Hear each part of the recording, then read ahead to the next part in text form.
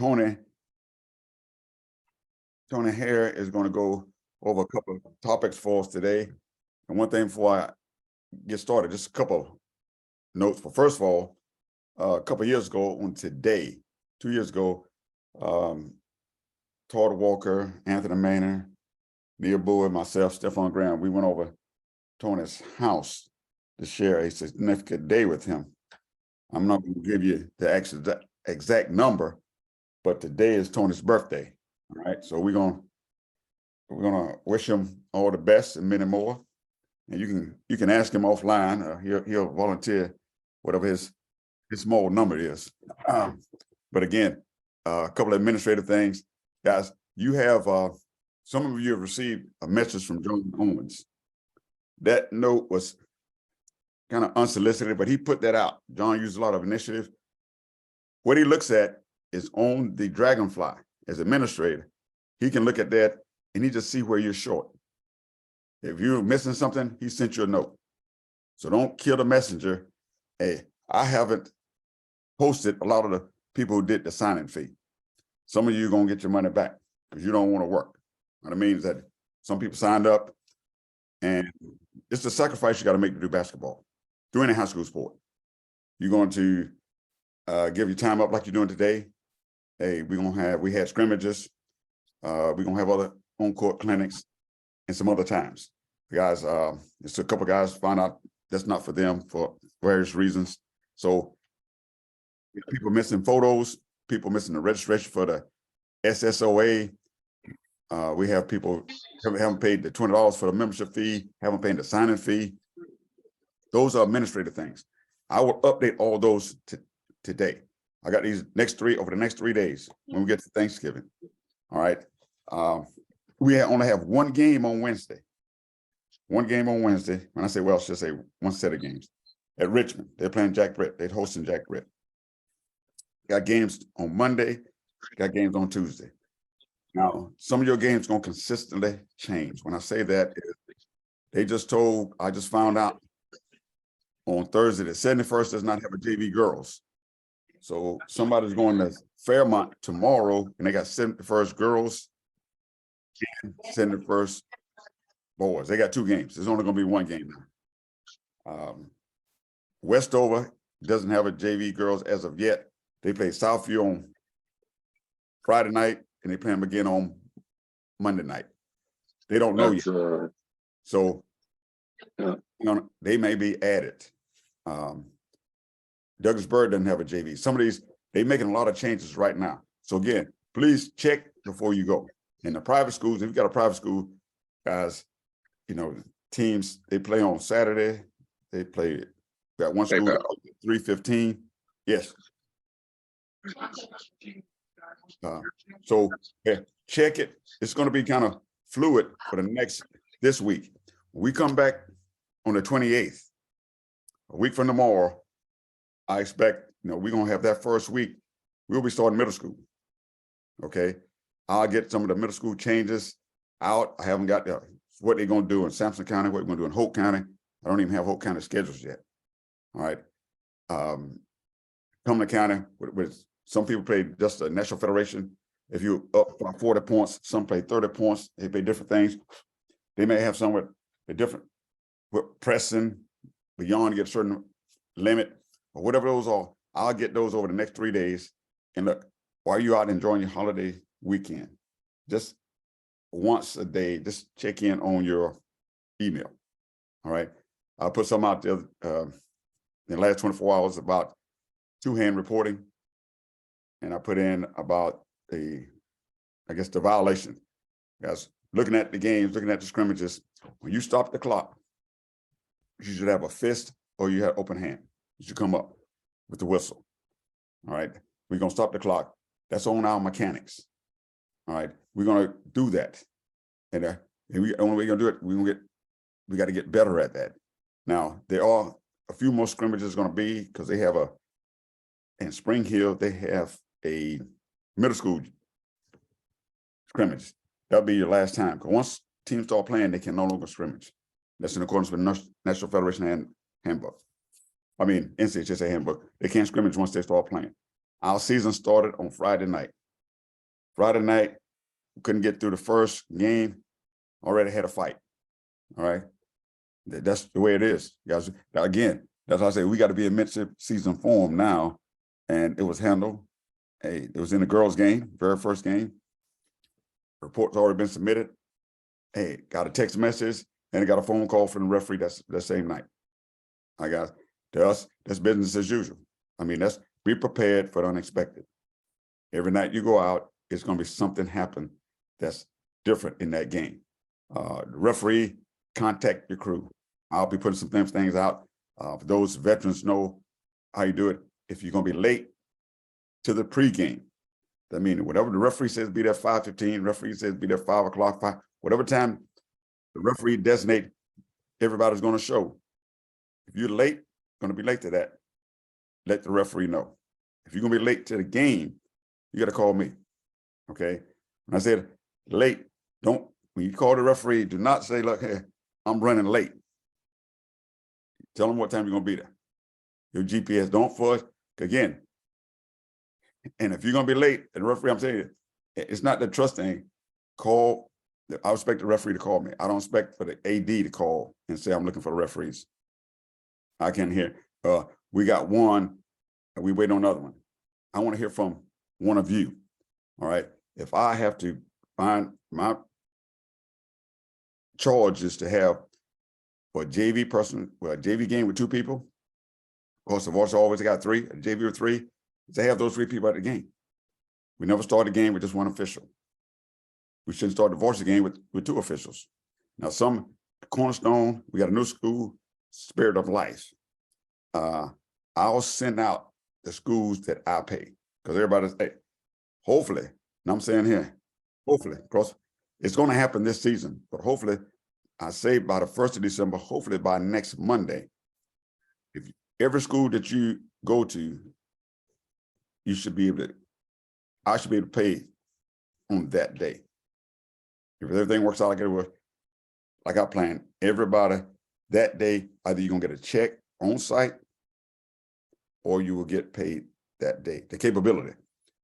Still got some issues with the working on with some of the schools.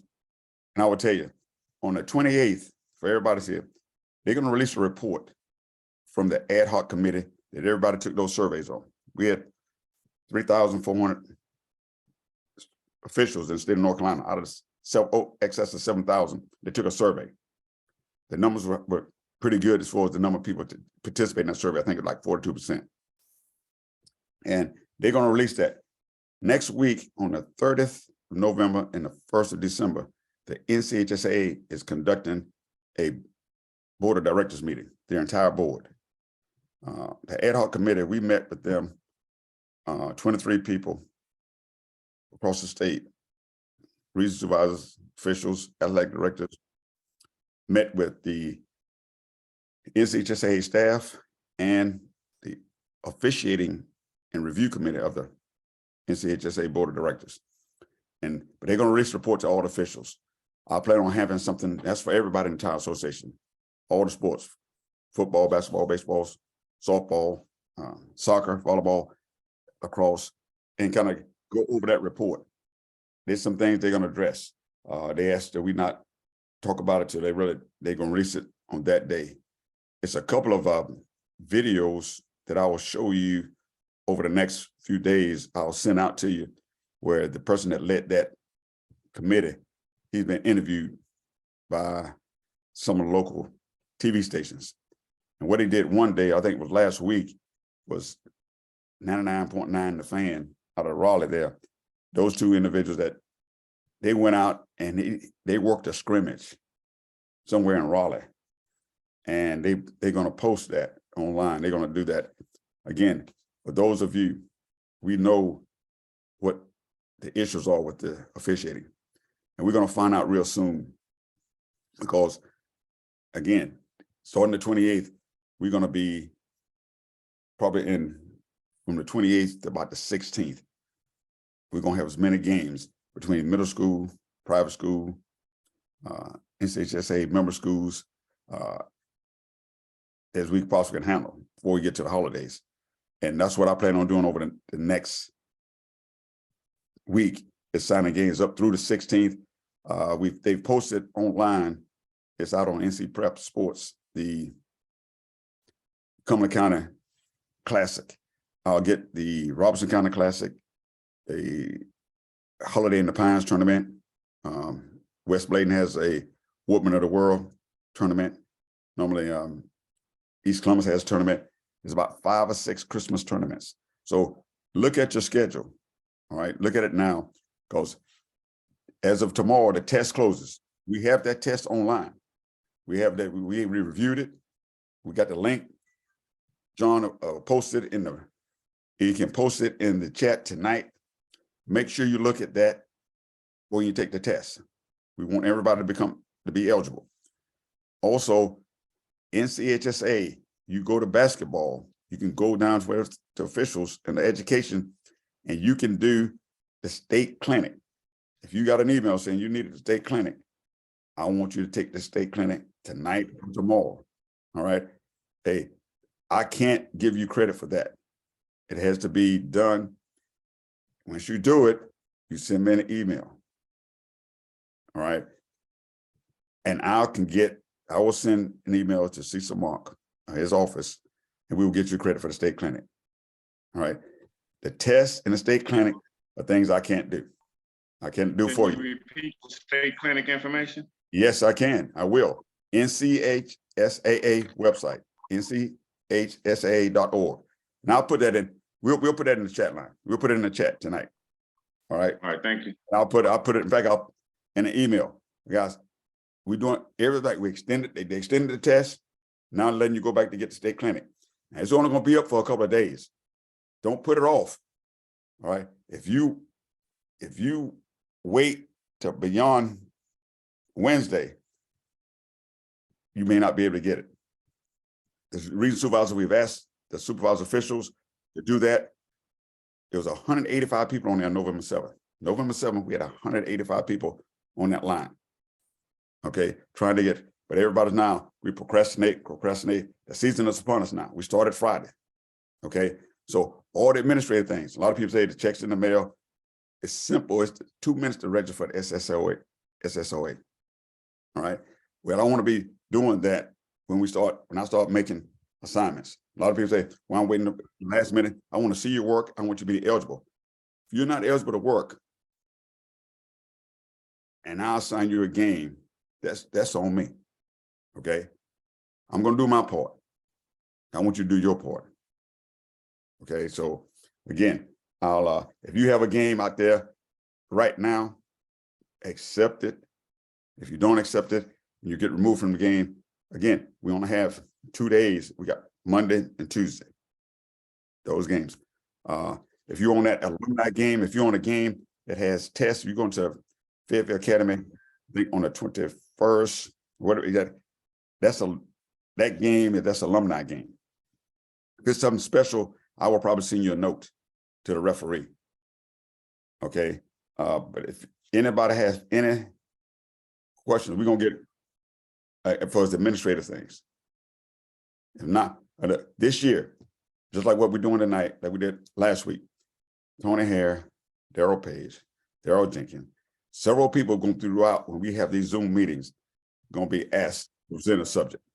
We won't have the traditional, hey, here's a clinic leader. Clinic leader's providing this here. I'll send things out. We try to do things in a different manner. I mean, and better. If you're not getting better, you're getting worse. You're not staying the same. The same thing goes for me. Same thing goes for the association. So if I will get you, I got some subject areas I want certain people to cover. And again, we'll probably have a primary and an alternate because things that happen. But again, I will say this before I get turned over to Tony, is that again, today is his birthday. And when I moved it up because I have a meeting, he has some things to do for us. His special day. I thank him for that. There will be no clinic on Sunday, next Sunday, which is the 27th. I'll put that out again. I may ask some people to meet tomorrow. Those will be the people administratively, because I want to be able to assign everybody a game next week. There'll be enough games for everybody to work, provided you are physically able to work and you have met all your requirements. All right. The middle school starts as well. So we plan all levels, and hopefully they've even worked the schedule out. Anybody got any questions before Tony gets to his portion? Anything in the chat room I need to address, John? All right. I could have one. Go ahead. It's NCHSAA. .org. Yes. You had said 1A, but when you said you go on there, you go where for the state clinic? You see where it says officials across the top? How about, I'm gonna do that when the end. I want you to pay attention to this right now. All right then. All right. Earl, Al McCray, Yes, Al. when you say you need to have everything to get the assignments, can you enumerate, what those things are? Yes. Right across, you have to be registered with the SSOA. You have to be registered with the NCHSAA. You have to be registered with the paid your $20 dues or be a lifetime member. All right. You have to pay your booking fees. You have to be the NFHSA exam, have a qualifying score of 75 or higher. Concussion course. Those are the key things. Now, on the scrimmages, for me, I like to see everybody have to work the scrimmage. If you don't get your scrimmages, guys, and you don't, hey, that means no postseason. Postseason is not a part of it for some people. You may not get holiday tournament games, but those are requirements. The concussion course, the state rules clinic. And some people don't. If some of you I went and posted just your concussion course if you've had it.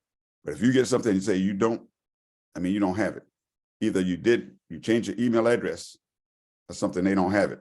So concussion course, the state rules clinic, registration for both the NCHSAA, the SSOA, your registration fees for the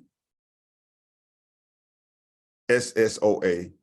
When you register with the NCHSAA, you must pay, even if you're a new official, it's a $31 insurance. If it's the first time you work in sports within the North Carolina High School Athletic Association, they will waive your sport fee. The sport fee is $46 for basketball. So it's $77 if you return it. The assignment fee is $100. It is the max. What you can do is that most people have $105 as one varsity game fee. All right, that's $20 for the SSOA. And I will put that in the email as well. You do those things, guys, you're going to be good. I mean, again, I would check off all those things. And if you have not completed that, I could have signed you a scrimmage, but what I can't do is, as we're going forward, a JV game or varsity game for the NCHSAA member school, you can't work. But I can sign you a middle school game, and I can sign you a private school game, the NCISAA. Hey, Errol, the question Yes. came in the chat box, and I've had a couple of people ask me. It says, I checked the website and it says that I've done everything. The website on Dragonfly only shows your state requirements. Right. That are the minimal state requirements. They do not include the local association requirements. It doesn't show the clinics. It doesn't show the scrimmages. Doesn't show your sign-in fee. Doesn't show your membership fee. It shows the state rules clinic. I mean, because some of them you'll see the struggle with 100%. The state just take care of the state. But what they do at the state, they can look at my Dragonfly, and I have all these lines across because I added the state. I added SSOA membership registration. Now the registration and the $20 is two different things. Some of you will pay $20, but you don't fill the form out. Some of you fill the form out and don't pay the $20. And I got two different things for it. In fact, Cecil Mark was looking over my thing one day and he said, look, Errol, why you have real things in there? I said, because I have everything in there. All the requirements that we do in SSOA on that form. So when he sees somebody, they show up in red, that's a stop sign. Show up in black, that means they're good to go. Okay, you should have received an email. Now, I sent a list of names of individuals like Coach Rod. I sent yours and Lonnie Owens. We was on the phone with Melissa Knight the other day.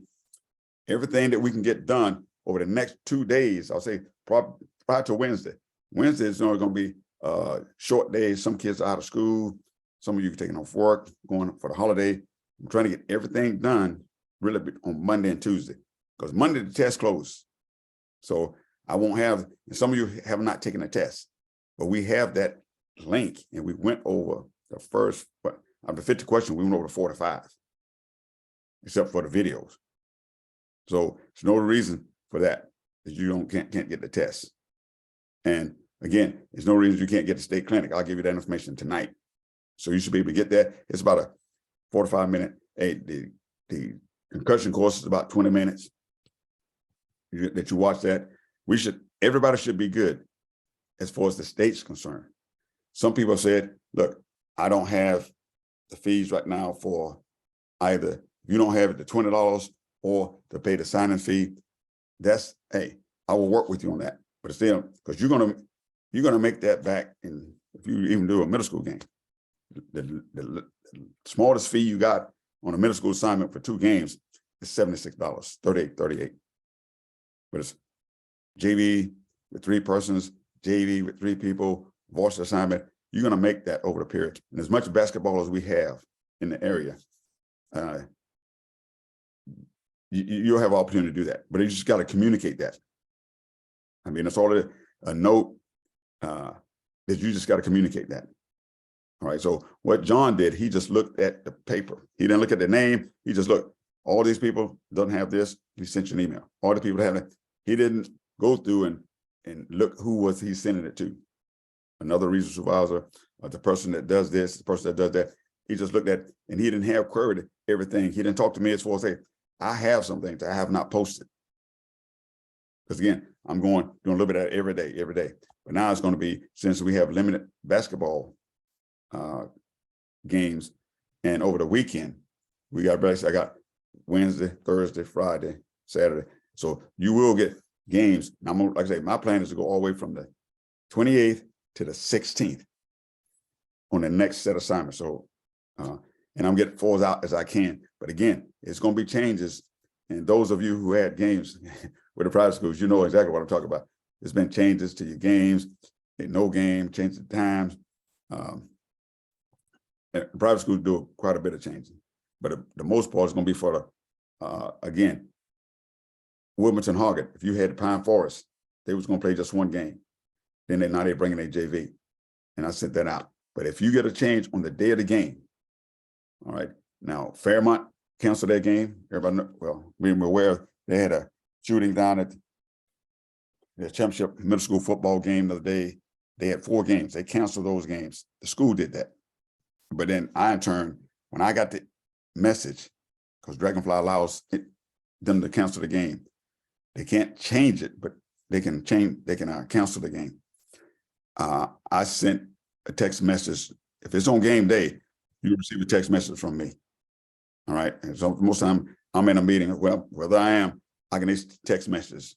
So there was 5 individuals. 2 people had the JV games, 2 officials, and 3 of them had the varsity assignment.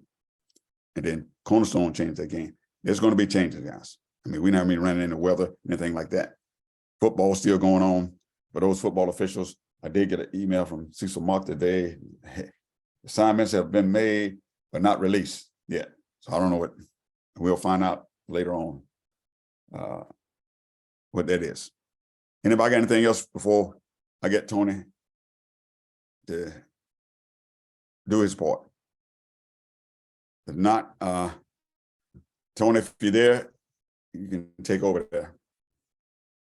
I am here indeed. Okay. Happy birthday. Thank you. Appreciate that. Just to put any speculations to rest that I'm older than I am, tomorrow I'll be eligible to draw Social Security, but I will wait until till the end of June of next year to do that. So been blessed with 62 years on this earth. Hopefully I have a few more. So In any case, tonight we're going to talk first about backcourt violations, and this is pretty in depth, especially for those of you who maybe have less than 4 or 5 years of experience. You may want to make some notes. I can certainly send out the presentation. Well, I'll have John share a link to that after we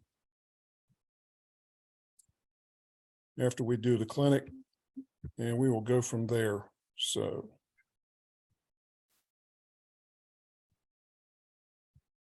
All right, here we go. A lot of moving parts to backcourt violations, probably as complex as anything that we deal with in basketball. We have 4 criteria 5 o'clock. that have to be met before we can have a backcourt violation. We have to have team control with a player control inbounds. So just a thrower with holding the ball out of bounds does not establish team control with regards to a backcourt violation. So that's a little different than what we have with throw-ins. So we have to have player control inbounds to establish team control for a backcourt violation to occur. The ball has to attain front court status. How does the ball attain front court status?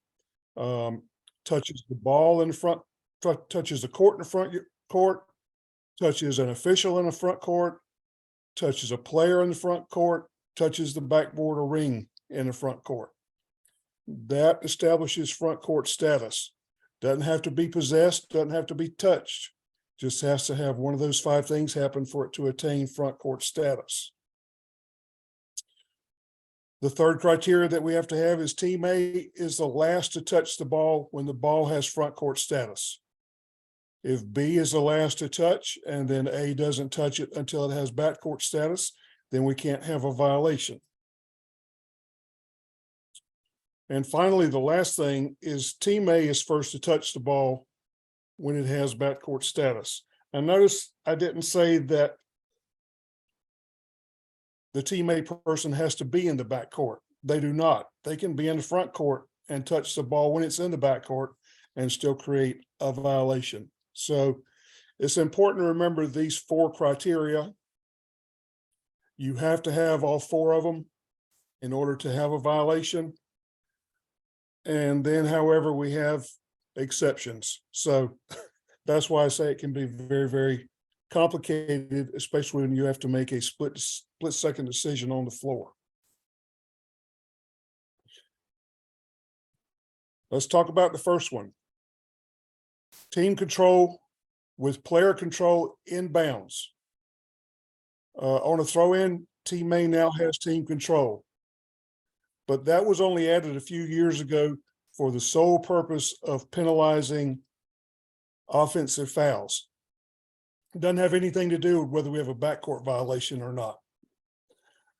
That team control situation for a thrower was added so that if we have an offensive foul by the throwing team, then we do not shoot free throws. It's no different than a player control foul out on the floor, a charging foul, or an illegal screen.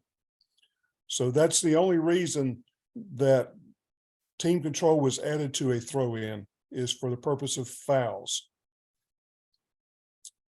Team A must establish player control inbounds before backcourt violation is possible. Touching the ball does not establish player control. So therefore, touching the ball does not establish team control.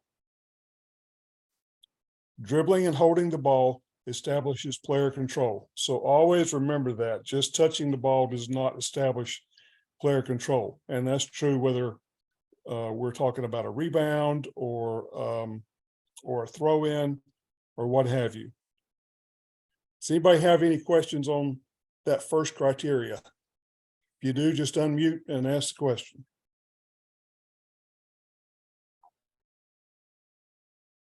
Outstanding. Okay. Number 2, the ball must attain front court status. The ball attains front court status when the ball touches a player in the front court, touches the floor in the front court, touches the backboard of a basket in front court, touches an official in the front court. We talk sometimes about the 3 points rule. So the ball is in the front court when a player dribbles from the backcourt to front court, when both feet and the ball are in the front court. Not just the ball, not just 1 foot, not just 2 feet. Both feet and the ball have to be in the front court for us to have front court status. Any questions on that one? All right, we'll keep moving. Criteria number 3, team A is last to touch the ball when the ball has front court status. So a team A player must be the last player to touch the ball when it still has front court status. It may or may not still be in the front court and may or may not be on either side of the division line. The division line plane has nothing to do with whether we have a backcourt violation, with whether we have front court or backcourt status. The touch can occur when the team A player is in the front court or in the backcourt. So if a ball is bouncing towards the backcourt and it bounces in the front court and a player touches it in the back, that person is in the backcourt, the ball still had front court status, but when the player touches it, the ball then gains backcourt status. For example, A1 is dribbling the ball in his backcourt, pushing the ball up the floor. He passes the ball toward A2 in the front court, but the ball hits the center official and bounces back into the backcourt where A1 retrieves it. Is this a backcourt violation? Anybody want to take a shot? Doesn't that depend on where the official is? No. Ball was never established in the front court because he didn't grab it or dribble it.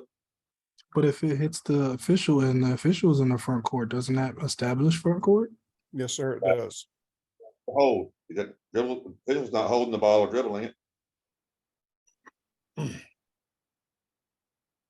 A1 is dribbling the ball in his backcourt, pushing the ball up the floor. He passes the ball towards A2, who is in the front court, but the ball hits the center official.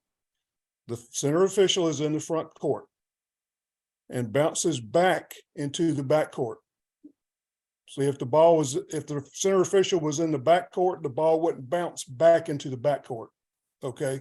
So the ball hits the center official. He is in the front court, bounces back into the backcourt where A1 retrieves it. Is this a backcourt violation? Yes, I think it Yes. is. Anybody else? No, I think it's not. Okay, why do you think it's not? Because the official cannot establish the ball into the front court. It has to be grabbed or dribbled by a player. Just because it hit the official does not mean the ball is officially into the front court.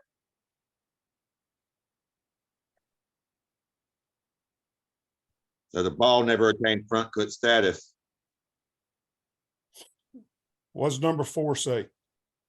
The fourth I'll one touch- down. Okay. The ball must attain front court status. The ball Right. attains front court status when? Okay, touches an official. When it touches an official. The official doesn't have to dribble the ball to hold it to attain front court status. In fact, nobody has to dribble the ball in the front court to attain front court status. We're just talking about the ball and the status of the ball. We're not talking about team control or player control. We're talking about the status of the ball. So when the ball touches a player in the front court, the floor in the front court, the backboard of the basket in the front court, the official, the ball's in the front court. The ball touches anything in the front court, the ball is in the front court.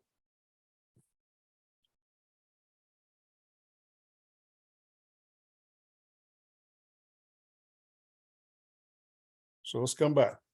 A1 is dribbling the ball in the back court, pushing the ball up to the front court. He passes the ball toward A2 in the front court, but the ball hits the center official and bounces back into the backcourt where A2 retrieves it. Is this a backcourt violation? Yes, the ball attained front court status when it hits the official. Why? Because the official's in the front court. A1 was the last player to touch the ball before it went from front court to back court. Okay, the ball hits the official. It's in the front court. It goes into the back court. Who was the last team to touch it, A or B?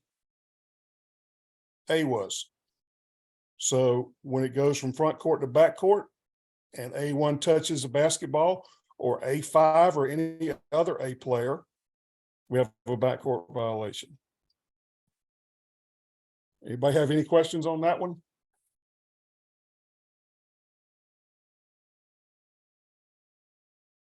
All right, move to the next one.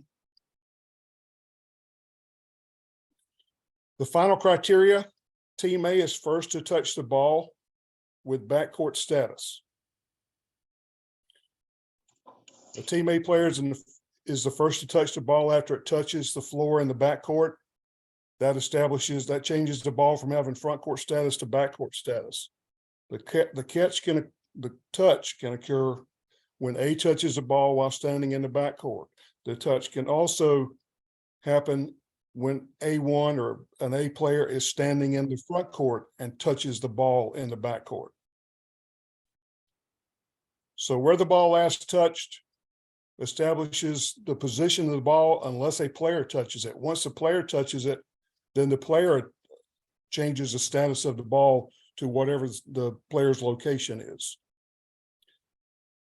So the touch can occur in the front court if the ball touches in the back court and A touches the ball while standing in the front court. So that would be a situation where the ball is bounced once in the back court, but A is standing in the front court and touches the ball.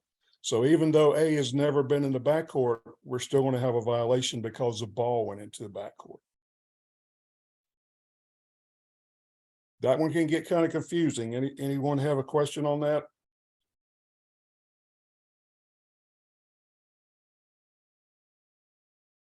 Okay.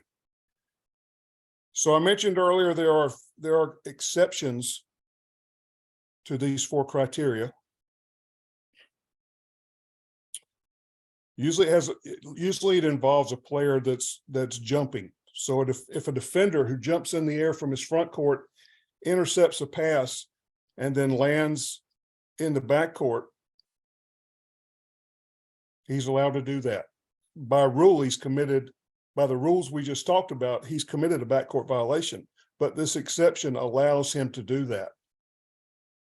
The same thing during a jump ball. Official tosses the ball, the jumpers jump, the ball's tipped, and one of the players jumps from his front court, catches the ball, lands in his back court. And it doesn't really matter whether he lands with both feet, if he lands first in the back court and then in the front court, or in the front court and then in the back court. He's still allowed to do that. So it's a defender or a player that's catching a jump ball in flight. They can land on either side of the division line and there's no penalty.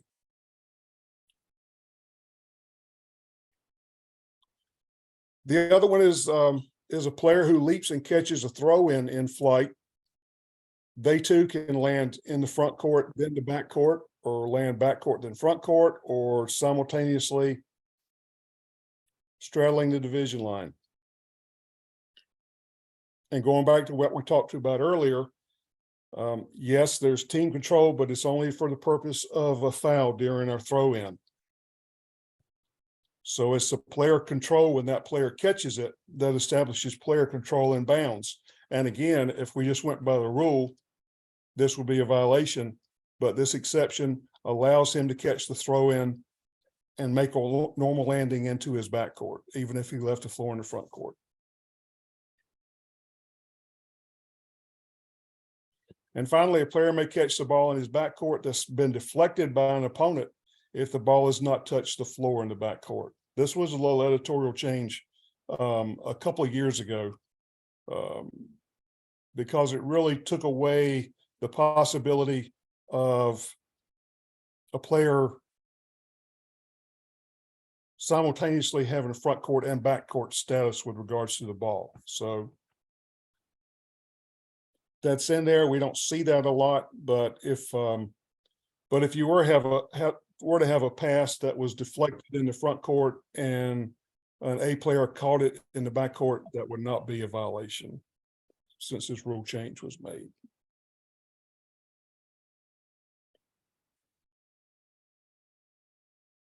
So another little quiz here. A jumps from his front court and catches an inbound pass. He lands in the back court. Is this a violation? And the second part of that, he passes the ball to A2, is standing in the backcourt before he lands. Is that a backcourt violation? So in his first play, A1 jumps from his front court and he catches a throw in. He lands in the backcourt. In the second play, same thing. He jumps from the front court, catches the ball, and instead of landing in the backcourt, he tosses it to a teammate who is in the backcourt. So let's look at part A of that situation first. Anybody want to take a shot? Tony, Yes, that is not backcourt that's correct. because it's on an inbound pass. Right. This is a throw-in pass. So player control is not established until he catches the ball, and the exception to the rule allows him to land in the backcourt. Anybody have any questions on that? Pretty cut and dry.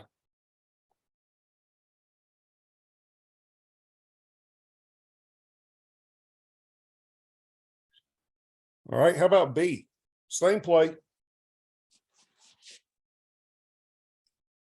Catches the ball, jumps from the front court, catches the ball. Instead of landing in the front court, he passes to A2, who is standing in the backcourt.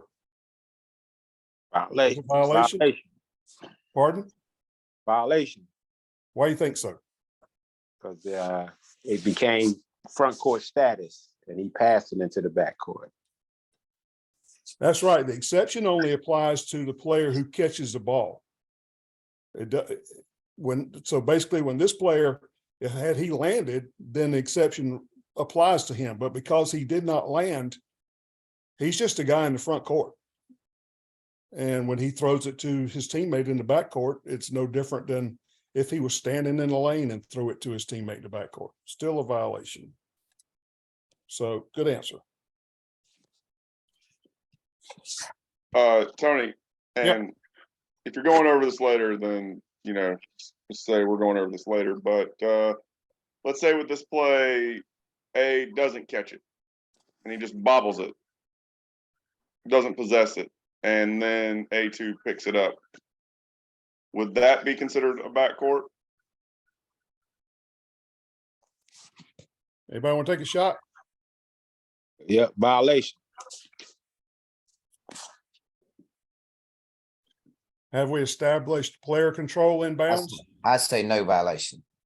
I say no violation because I would consider that as a deflection.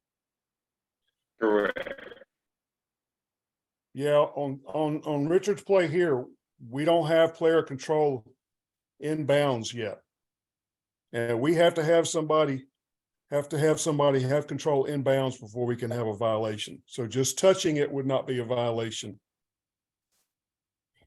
He would have to catch it for us to have a violation. So if it just deflects off of him and it goes to his teammate, that's perfectly legal. So leave that one alone. Anyone else?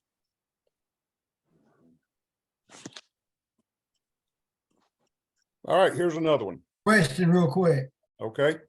I thought once the ball was touched on a throw-in, the throw-in is ended. The throw-in has ended. Okay. But we don't have player control on the floor yet. We can't have a backcourt violation until we have player control on the floor. Even though he touched it in the front court. Yep. That's correct. I thought I remember a question on the exam a few years ago that deemed that a violation. Maybe I got a bad memory. because it was touched by the team in the front court. I could be wrong. Yeah, we've got to have player control first before we can have a violation. Hey, Tony, I think that was right, but I think when they changed the rule with the in the air, I think I didn't catch the gentleman that was speaking, but I think that was on a test before. But with that rule change, you having the ability to, they haven't established player control yet. Right. And like I said, they made an editorial change a few years ago with regards to deflections. So that may be part of it too. Like I said, this can be some real complicated stuff. So Yeah. Hey, Tony. Yep. Yeah, and I think the one play, and I don't know if this was on the test or not, where you had Team A that has a throw in on the sideline, and he tries to throw it to A1, tries to throw it to A2, but it's deflected by B1. But A2, while in the air, catches it in the front court and then lands in the back court. We had a violation because A2 caught it in the front court, and while in the air, he lands in the back court. In that particular situation, do we have a violation? yep, and you're exactly right. That may be what the other, I didn't see who said it. That may be what the other guy is remembering. Yeah, this Lee Toy. Yeah, because as he said earlier, the throw in does end when it's touched. So if A2 caught that ball jumped from the front court, caught the ball and landed in the back court, then that would be a violation. So yeah, I think that probably is the question that used to be on exam, and that one might show up again because that's still a violation. Say that one more time, Tony. Okay, so we got to throw in the front court. Ball's released. B1 touches the ball. A2 jumps from his front court, catches the ball, lands in his back court. We have a violation. We have a violation because the throw in ended when B1 touched the ball.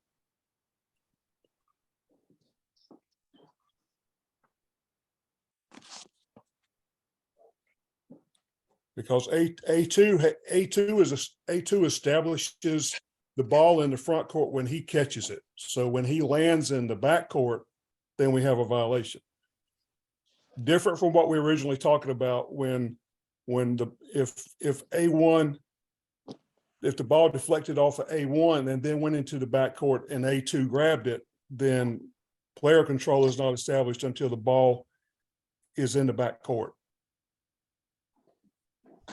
Somebody Tony, better save the crew if that happens in a game. Somebody what? Well, I was just saying somebody better save the crew if that happens in a game.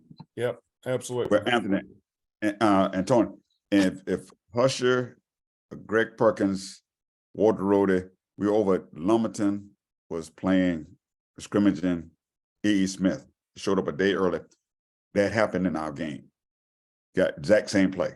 So I mean, wow. And when you see it, guys, you'll see it. And we had it, and they got it. We got that backcourt violation. That's exactly what happened in the front court.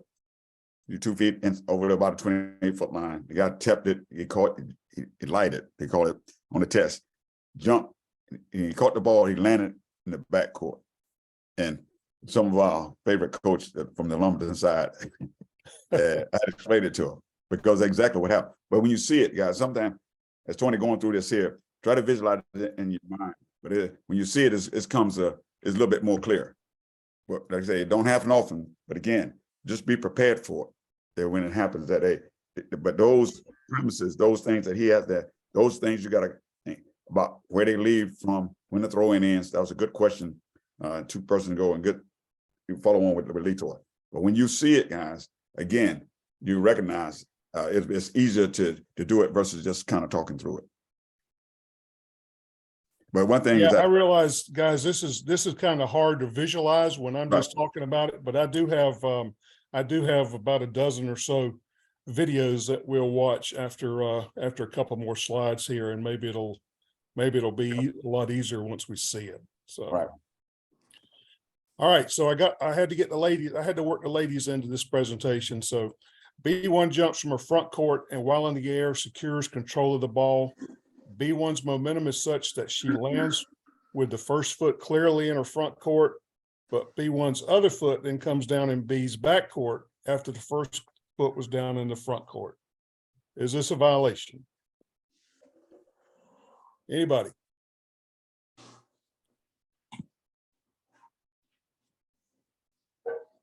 I want to try? No, this is not a violation because she's airborne when she catches a ball. And the exception to the rule allows her to land in the front court and then step into her back court with a normal landing. So, all right, so let's look at the videos. Hey, Tony, can we just go over one more, just real quick? Sure. Let's talk about the one where team A is taking it out of bounds under their basket and they throw it and teammate touches it, muffs it in his front court and a team A teammate recovers it in the back court. All right, pretty sure I got a video with that. Cool. All right. So let's get over here to the videos. So, okay. And guys, I hope everybody's internet is fast enough so that we can see this without having any buffering or anything like that. So if you're on a phone or something and you can get connected to wireless or get a little closer to your wireless, that would probably be advisable. So here we go.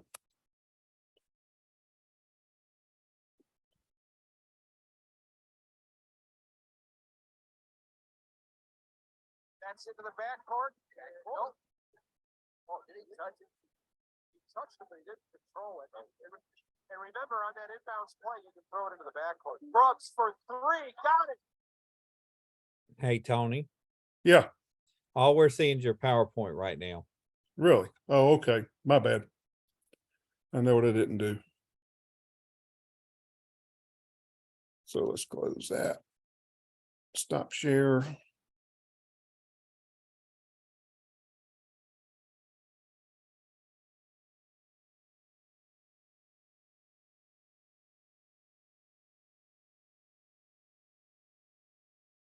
All righty. Can you see it now, John? Black screen?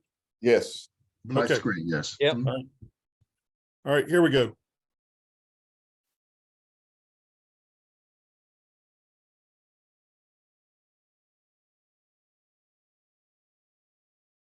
That's into the backcourt. Nope. Oh, did he touch it? He touched it, but he didn't control it. And remember, on that inbounds play, you can throw it into the backcourt. Brooks for three, got it.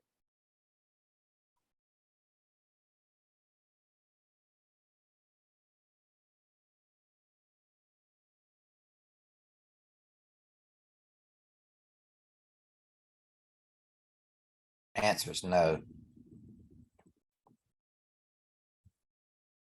And that's very much similar to the play that Anthony just asked about. That's not a backcourt violation, nor would it be a backcourt violation if one of his teammates was to retrieve the ball instead of him. That's perfectly legal play. So that's one that can slip by us, and I've seen it called the wrong way, and we had to get together and talk about it in games. So so just make sure you're aware of that one. How was that video? Could you guys see it pretty good? Yes. Okay. All right, great. Only thing that would be is the clock will start. There's no possession, no backcourt. I'm sorry, I couldn't hear you. The only thing on that play is the clock will start because it was touch. That's it. Yep. Start the clock on the touch. So, all right.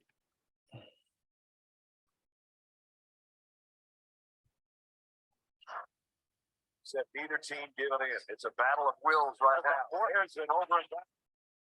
And now This is a real tough one right here.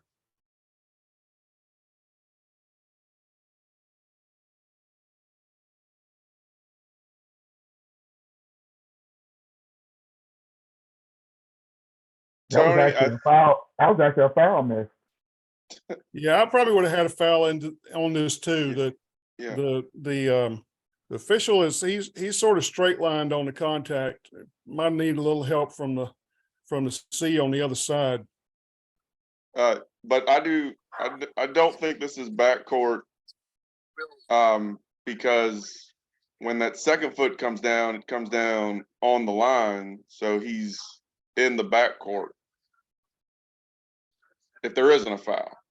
Well, When here's the problem though. The exception only applies If he's in there. if he's in the air. if he's in the air, right?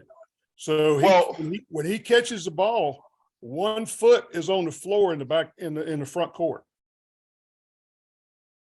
Okay, I agree with that. Watch it again. Had he caught it in the air, it'd been different, but Or if he catches it and that foot is already down on the line. right. 'Cause Yeah, then he has okay. backcourt status. Yep, exactly. Okay, that's kind of what I thought, and probably would have given it to him on that if I feel like it. My video is kind of choppy, but yeah. And National I Federation. do agree with that. If the foot's on the National line Federation. when he catches it, we're good. But if it's just 1 foot and then he puts it on, yeah, I agree with that. Okay. But that contact in National Federation, we're gonna have a foul. All right. Yeah. All right, that's all right. And I think it should have been a foul there because, Right. but he was sort of straight lined on it. I mean, if he just bumps in it, it's one thing, but if the bump causes him to step in the backcourt, then you definitely got to blow the foul. So.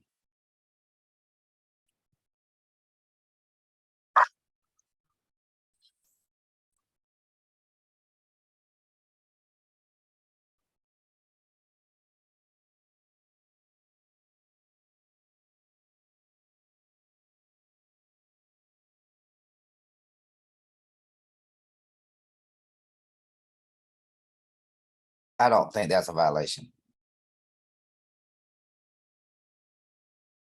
I agree Anybody with that. else? I don't think it's a violation He either. gets control in the backcourt. Yeah. Yeah, I think he's splitting hairs on that one. When he touched the ball, his foot was heading to backcourt. Nothing in the front court was in the front court when he touched the ball. And even touching it doesn't matter. It doesn't matter until he gains possession of it. And that right foot is definitely down when he brings both hands together on the ball. Yeah. Right there is where he catches it.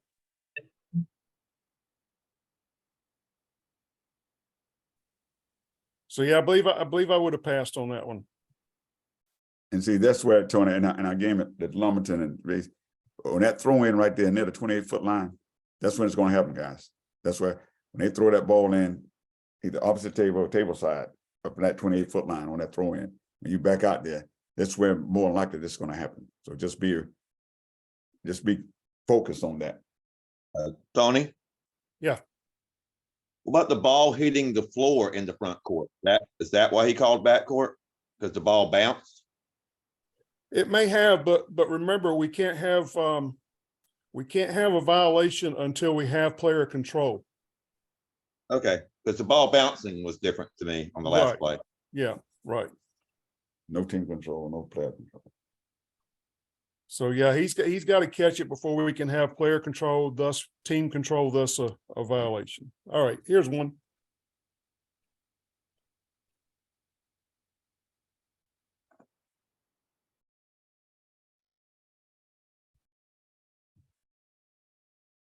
Watch it again.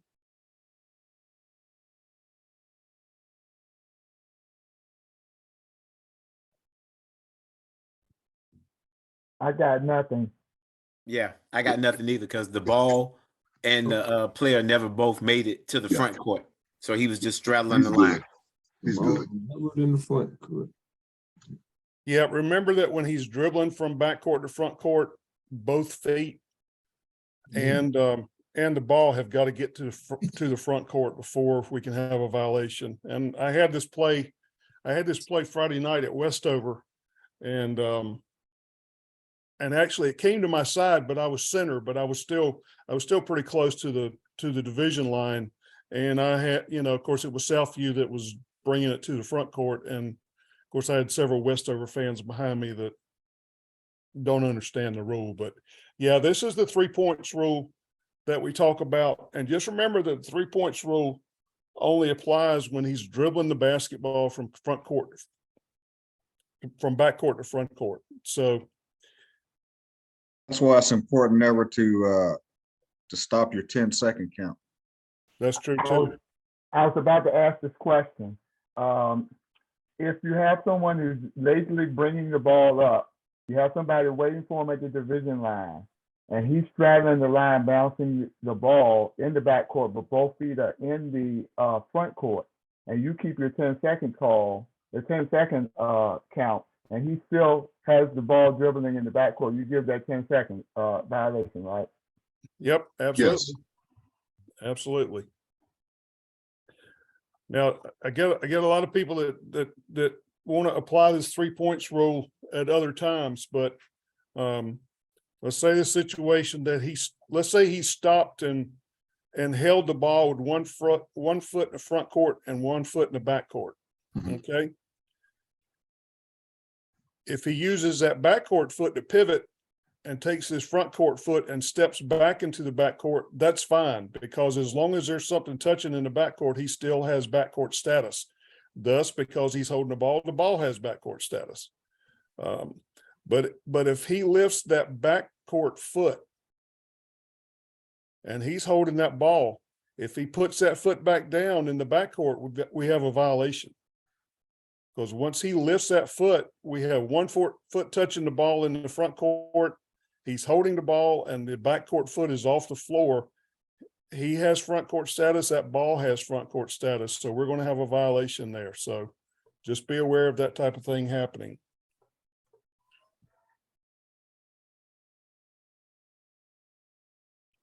Here's another 3 points play.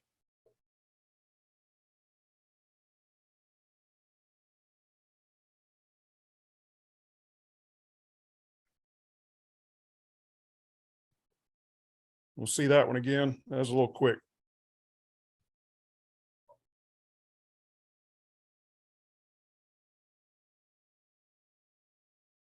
So he's well into the front court. Did the ball ever get to the front court, or was it in the back court the entire time? Back court. Yeah, ball never gets to the front court until he steps in and gets fouled. See, it's right there. It's still in the back court. Yeah. On all those bounces.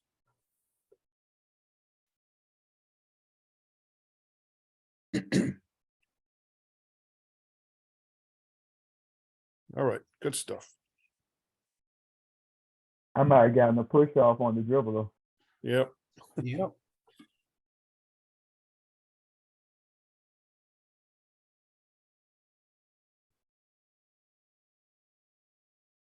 Real quick. Tony, Al McCray. Yes, sir.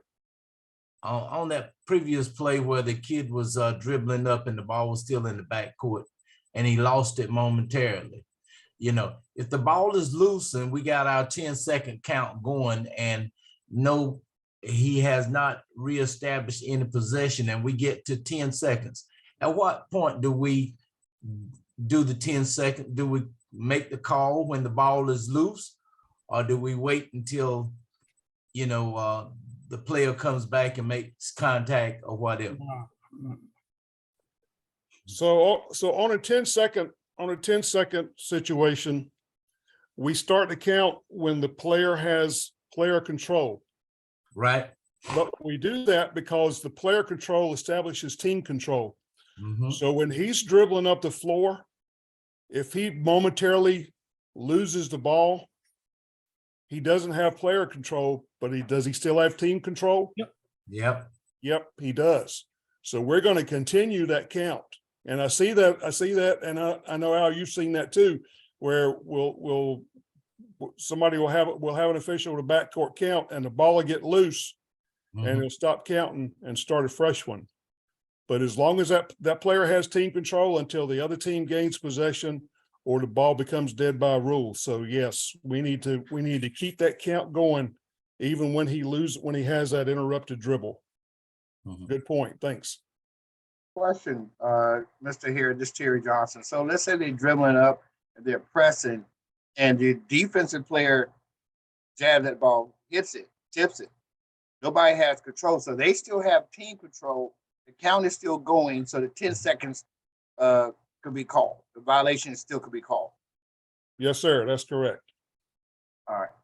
That's correct. He tips it away, and that player loses player control.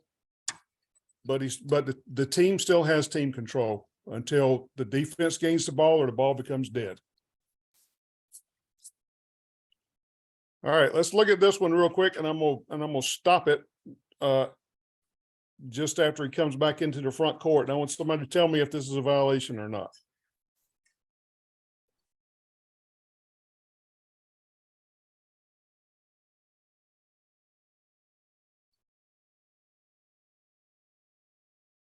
What you got? Somebody make a call. I got nothing. The Nothing. ball was deflected. By the time he established control of the ball, he was in the backcourt, and then he brought the ball from his backcourt back into his front court. I got nothing. I got a violation. All right, Lamar's got nothing. Chris has got a violation. Who's going to break the tie? I also got a violation.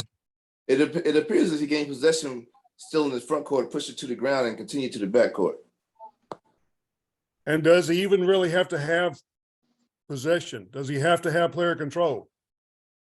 No. No. All he's got to do is touch it. Right. Yeah. So let's look again and tell me who is the last player to touch this ball in the front court? White tested last in the front court. I don't think so. Let's see. Blue got it last. Bam. What's his name? He touched it. That young fella got to it before it got to the back court. Yeah, he touched in the back court. It touched last in the front court. The number one touched it. Right. Boom, right there. Right. He touches the ball in the front court and dribbles it into the back court. Bam. He got it. The crew lucked out because he stepped out of bounds. Right. But you'll have coaches all the time on this play, but they touch the ball. Doesn't matter if they touch the ball. The only thing that matters is who touches it last before it goes into the back court. Who touches it in the front court before it goes to the back court. And boom, right there, he's touched it in the front court, dribbles to the back court. That's a violation.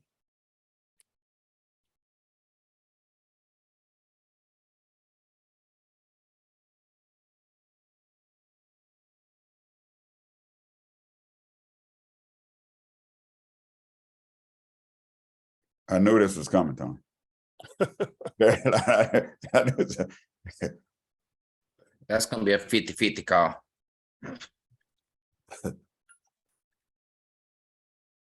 Say yes.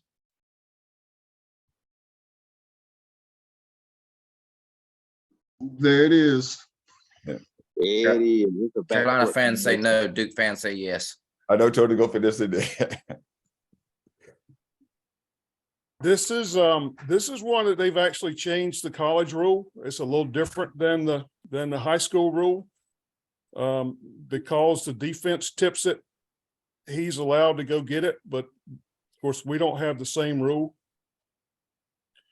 The thing you got here is you have to decide whether he has control of the ball or not when he touches it. All right, is that a dribble right there? Yes, it is. If that's a dribble, Yes. if that's a dribble It's and he control. steps in the backcourt, then that's a violation. If you don't consider this a dribble, then he doesn't have player control when he does that. And then Yeah, he he's pushes it back to the in the floor. front court when he touches it again. Boom. So that's But a really, also he has his foot up out of the backcourt when he reestablishes the dribble. After he lifts his foot right, out of the backcourt, then the dribble happens. right. So it's just all a matter, if you consider that first bat behind his back, if you consider that control, or if you just consider that a bat. So you could go either way on this one. I think it's a good no call because the official was out of position. There's no way he could have made that call. But also you're a Carolina fan, so look here, Greg. Hey, look, I was this getting to guy- say, are you a Carolina fan? No, that's team control. When that guy passed him the ball, they were still in team control in the front court. They definitely. Now that's, I guess what you want to say is that when he put that ball behind his back, he was dribbling. All right. I don't know if Theo can dribble the ball behind his back. No, hey, don't. That's the only way he had to go. I mean, I would say he did it intentionally. That was a pencil. I know. But again, when he touched, the guys, be careful when you do that. I've seen the deflected signal sign a lot on block shots. The only time we're really going to use that is on that play there. That's the authorized. Yeah, that was one of my signals at our clinic at Fayetteville Academy. Week Right. before last, and I told the guys, I said, do not use that signal on a block shot, because Right. if I give that signal and Errol calls a foul, then we got a problem. Right. Don't. So that's sort of a little extra credit here tonight. Do not use that tipped ball signal on a block shot. It can just get you in trouble. So.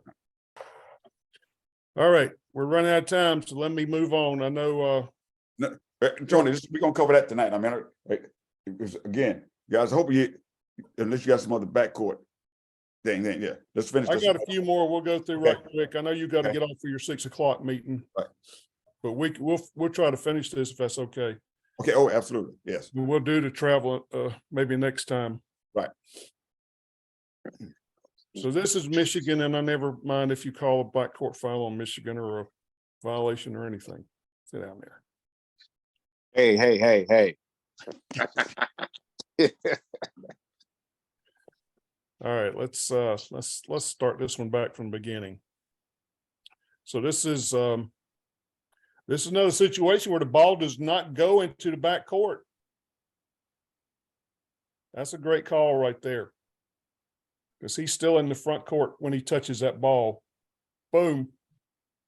And then he goes in the backcourt. That's an awesome call right there.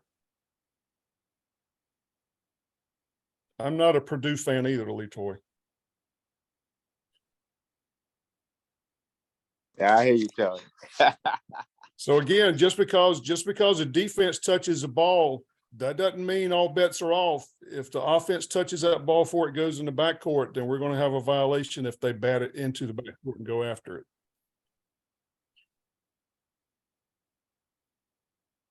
Now, do we have a backcourt violation before the tripping on the defensive player? Yes, we did. Okay. Here's another one. Ball doesn't make it to the backcourt. All right, watch where the ball is and watch where the player is. Oh, yeah. The ball never gets to the backcourt.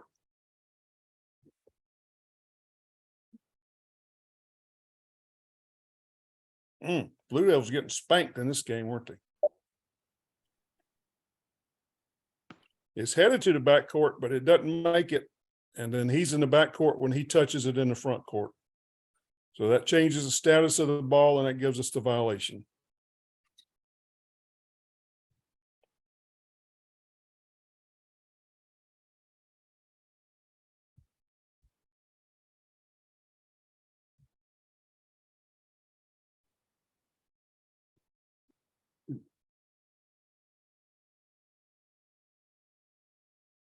So it takes a while to get to the meat here.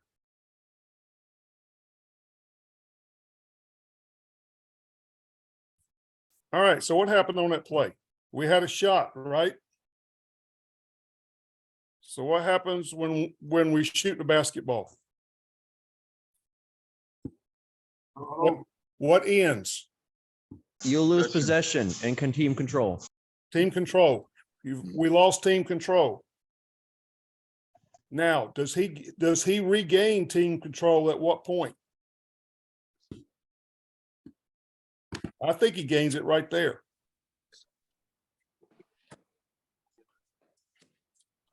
That one is just an attempted dribble. So an attempted dribble is the same as a dribble. Well, there's no such thing as an attempted dribble.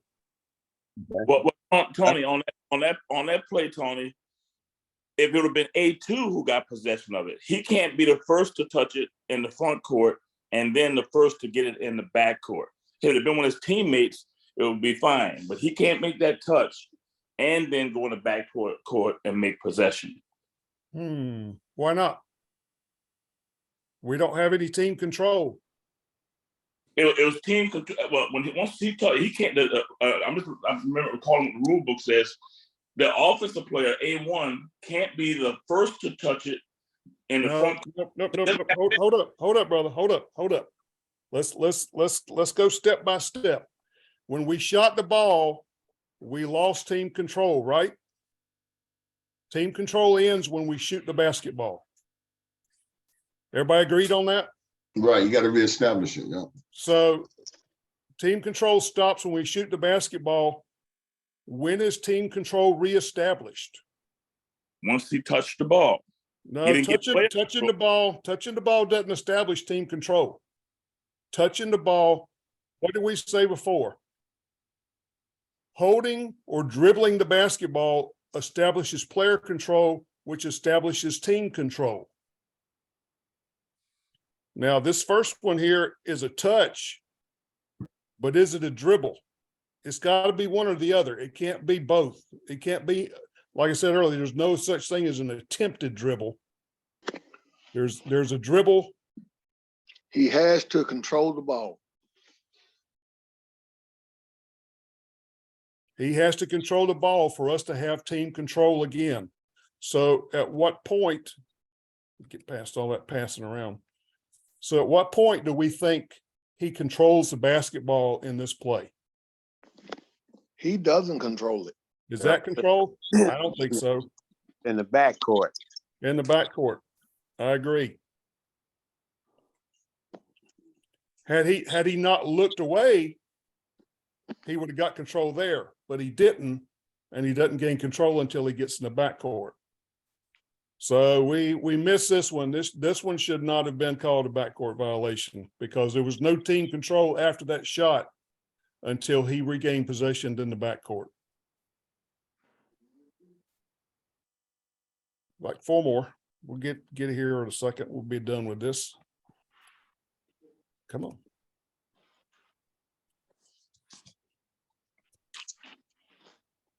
I think this is probably like a high school state championship game.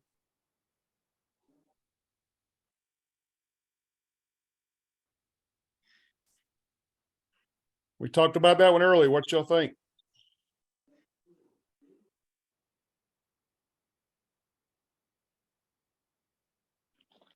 Who catches the ball?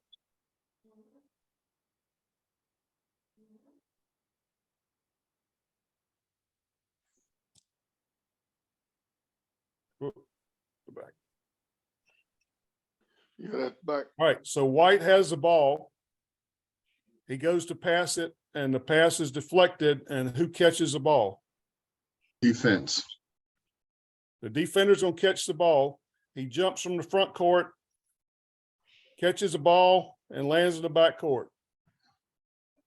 Is that That's a the violation? allowance. That's the allowance we talked about. Yeah, That's he the- got nothing there. He got nothing there. No, That's the exception we talked about, and unfortunately, it looked like they were both, the new lead called it, and it looked like the center was gonna call it too. So yeah, we missed that one.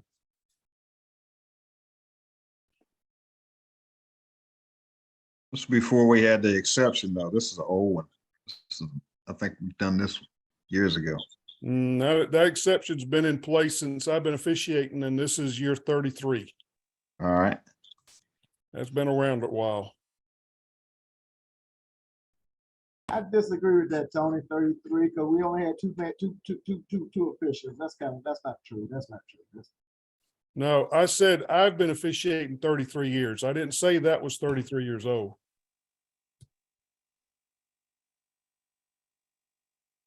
Question on that last one. the opposing official, can you just come together and just get that right? That's what should have happened. Yeah, that's what should have happened. Most definitely. I mean, I mean, if you make a travel call, I'm not going to go to you and talk about it, but because that's really a judgment call, but this is strictly by rule. I mean, by rule, this is not a violation, and we need to come together and talk about that one. If you know the rule. Well, 3 of us out there, hope somebody's going to know it.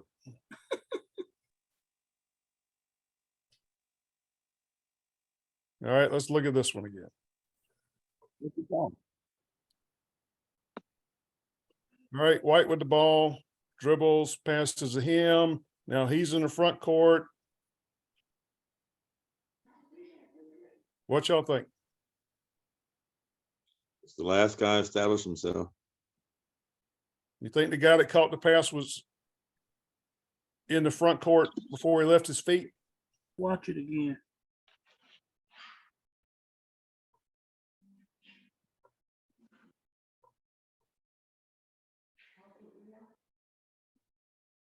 I'm gonna have to go with the backcourt. Appears to me to jump from the backcourt. Yeah. Catches the ball and then lands in the front court. There's no exception for that one. Violation.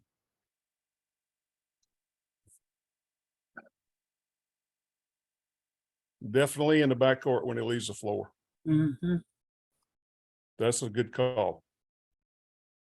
He's not in great position, but that's why if I'm the center official, and we're bringing the ball up the floor, I like to linger around that division line. Because you can pick some stuff up that we might miss. 2 more.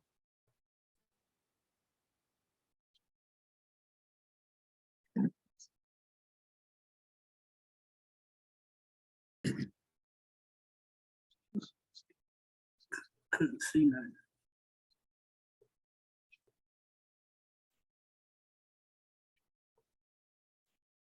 This is a last second play. Number 3 gets the ball. Is this a shot or a pass?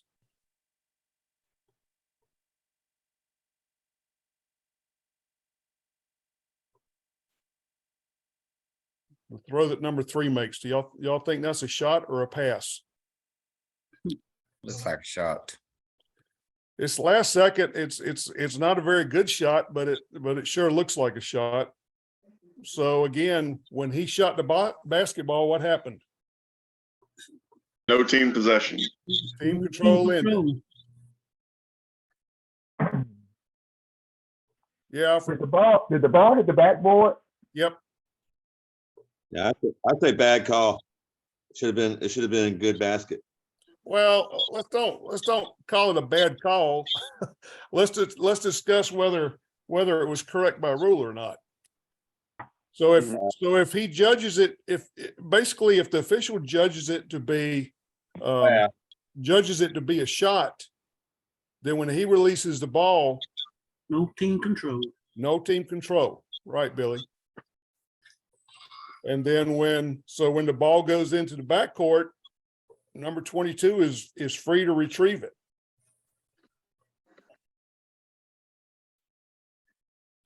So this play is all a matter of whether you consider the throw by A3 to be a shot or to be a pass. The fact that it's a last second situation and the ball hits the backboard, I'm going to judge it to be a shot.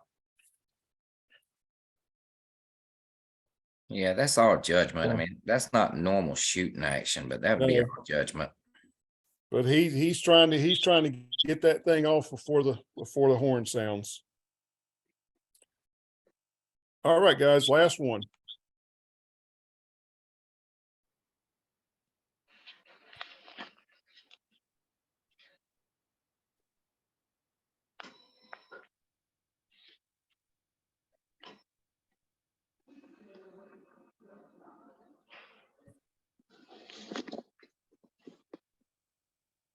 Backcourt.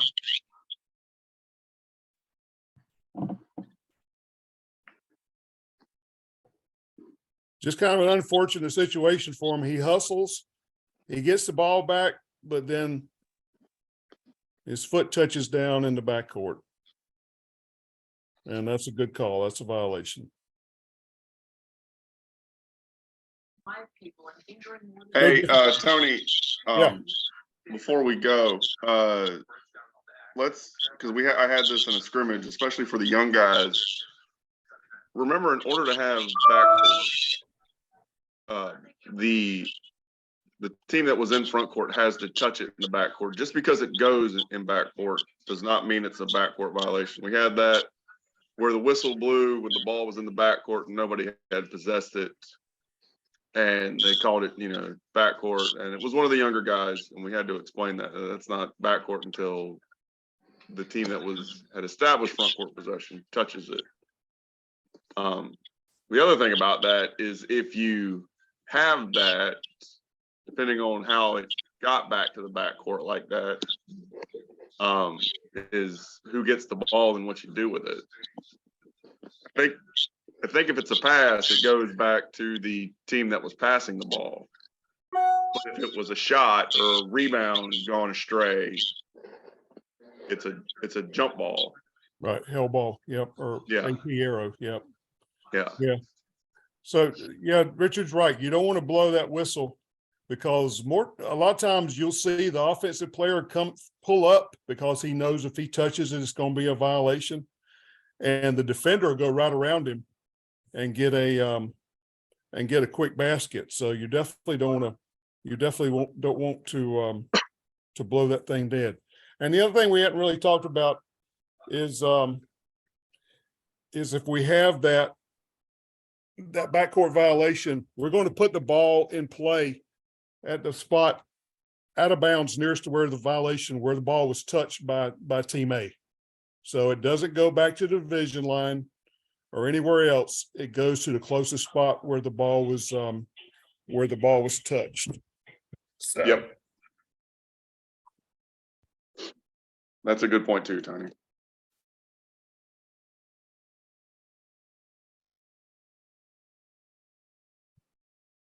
And yes, we still have a landline in this house because my wife won't let me get rid of it. So that's what you're hearing in the background. All right, guys. So anyway, I appreciate your attention. If anybody has any questions, you're welcome to text me or email me. I'll get John will put this clinic up on the cloud, and I'll send him these all these plays too. So if you had some choppy video, you'll be able to look at them a little more closely. And we'll tackle traveling in December. And I appreciate your attention because you kept my mind off my Vikings getting their butts handed to them by the Cowboys right now. So thanks a lot. Everybody have a good Thanksgiving.